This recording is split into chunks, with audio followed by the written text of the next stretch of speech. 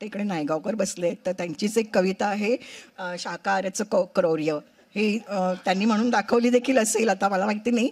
पण ती कविता देखील मला वाटतं आजच्या काळामध्ये ना, मला वाटतं ती कविता खूप चपखल आहे. आपण जेव्हा म्हणतो की शाकाहारी हे शाकाहार करणं म्हणजे सात्विकता वगैरे, पण क्रूरता ही कुठल्याही प्रकारची असू शकते ना. त्या भाजीला काय वाटतंय हे आपण कधीच बघत नाही. त्या कविता देखील आहेत या अशा. एक सुरेख कविता आहे, मला ना आता नाव नाही आठवते, कवयित्रीचं पहिलं नाव अनुराधा, नंतरचं मला आठवत नाही आहे.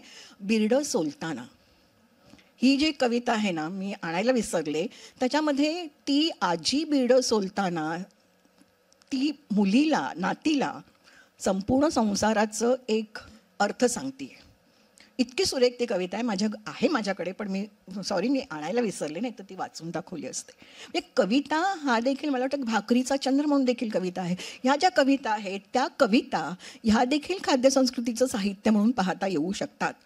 यामध्ये कवी जरी ते खाद्यपदार्थ रूपक म्हणून वापरत असेल, मेटाफर म्हणून वापरत असेल, तरी देखील त्यामधनं आपल्याला बऱ्याच गोष्टी समजू शकतात.